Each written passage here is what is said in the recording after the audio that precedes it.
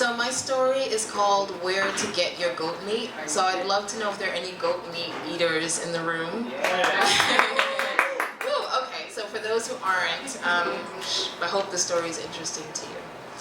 So, again, my name is Nanekwa Brew-Hammond, and the other day I messaged my mother via WhatsApp, if anyone's familiar with that messaging service,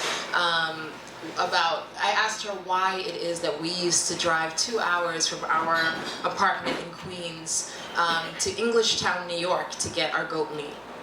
And she told me that back then, in the 80s, none of the supermarkets, not ShopRite, not Pathmark, not Waldbaum's, sold goat meat with its skin on it.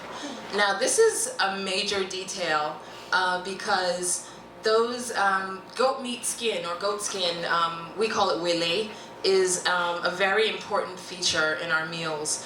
There's one particular dish that we eat called wache, where wele, which is goat skin, is a sort of, it's indispensable to the dish. And wele is also featured in our soups and our stews. So I totally got it when she messaged that to me. And I understood why it was that we used to drive from our apartment in Lefrak City, Queens, and why many of the Ghanaians in that community used to drive from Lefrak all the way to Englishtown, which is about 2 hours drive, to get this goat meat. So I remember us piling into our Pontiac, and we would leave the city, and there'd be trees lining the I-95, the Garden State Parkway, until we got to Monmouth County. And once we were on the farm in Englishtown, there'd be a farm hand, usually a cute teenage boy with creamy skin and mud-splattered rubber knee boots, and he would walk us into this enclosed pen with probably about 10 to 20 goats. And the minute these goats saw this really cute farm hand, they would instantly go into a panic.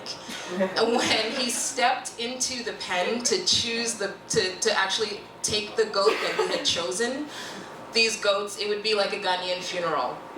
The wails it would be sort of like a flurry of these anguished bears, and what was so interesting to me as a kid was that it was very specific. It wasn't everyone in the pen that was, experiencing this sort of mournful spasm.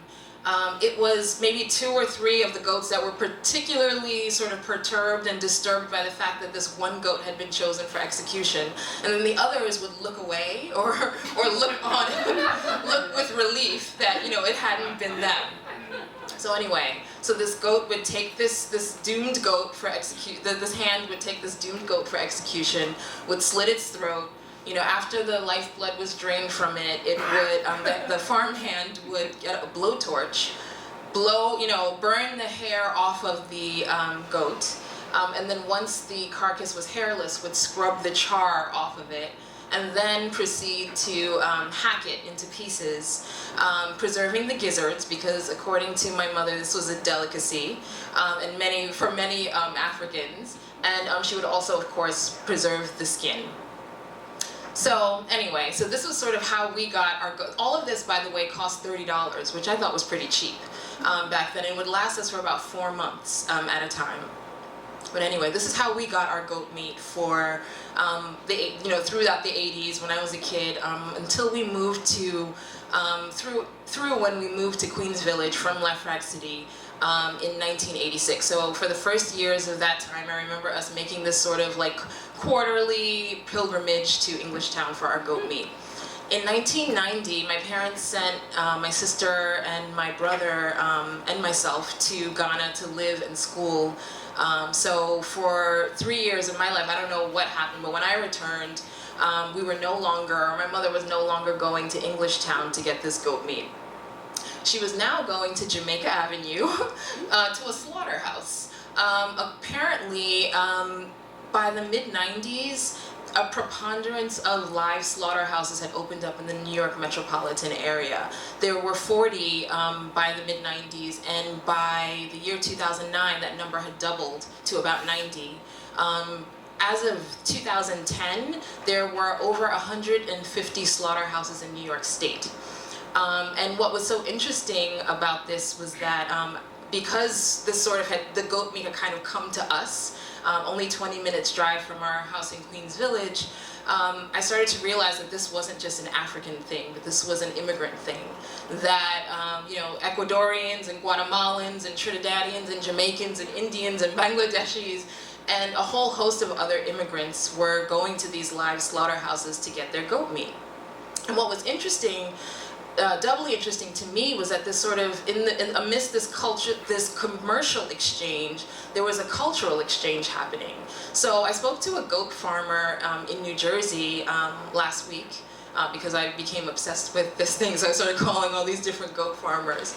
But this one American goat farmer in Jersey was telling me that she actually became familiar and conversant with these different sort of national dishes or cultural dishes, as well as different religious holidays based on the types of goats that people came in to kill.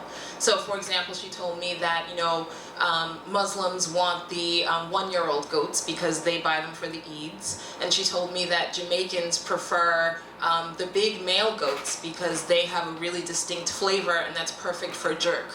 So, but what was also interesting is that it's not only sort of the sellers that are getting this sort of cultural education from the buyers, but it's also the buyers getting a cultural education, because now a lot of the slaughterhouses are owned by Muslims and they're halal.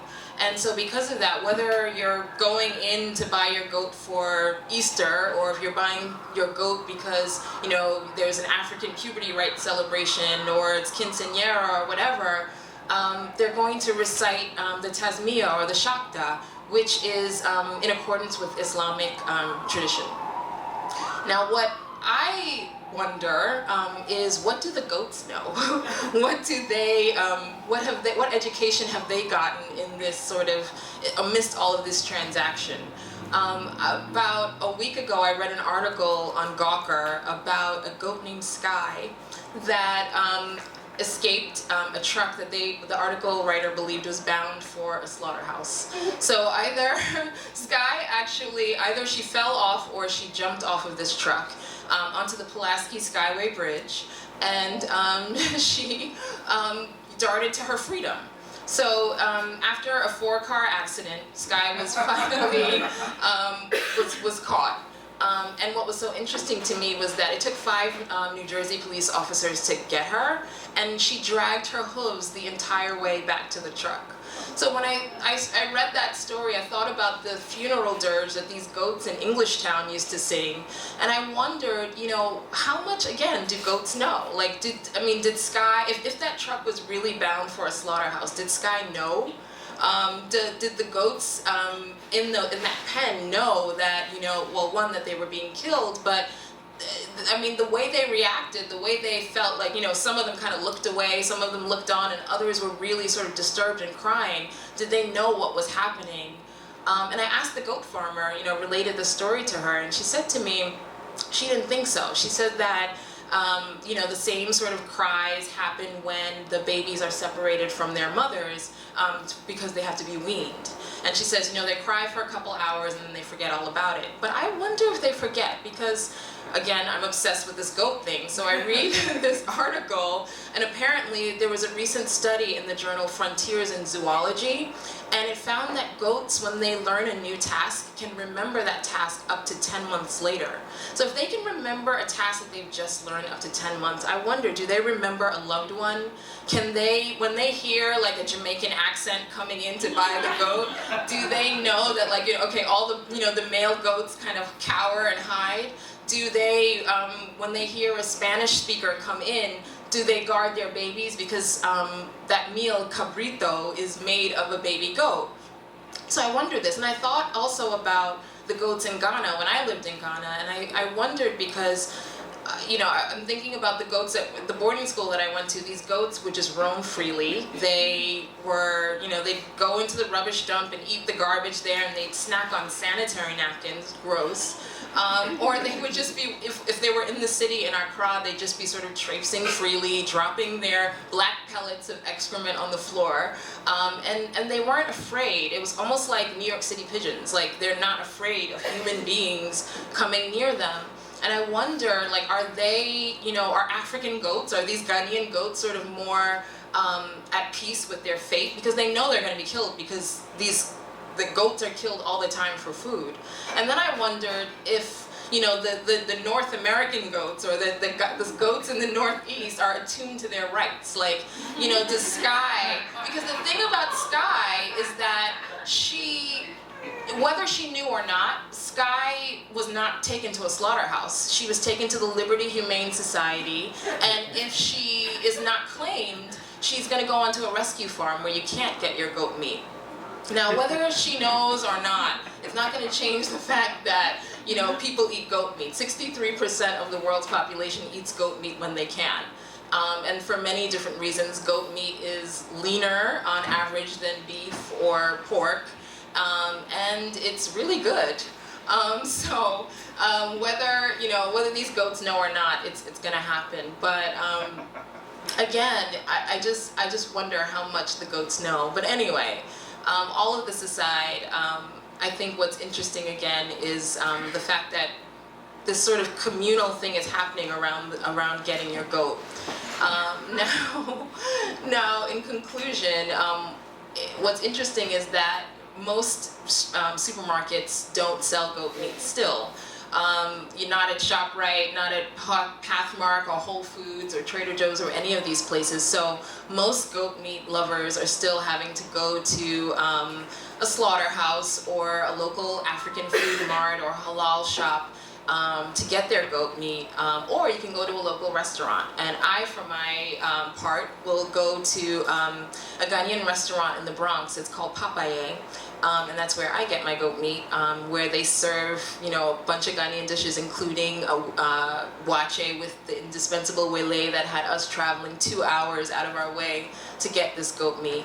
But of course, I'm sure the goat meat lovers in the house have their recommendations too. So I'll leave you with this final question. Where do you get your goat meat? Thank you so much.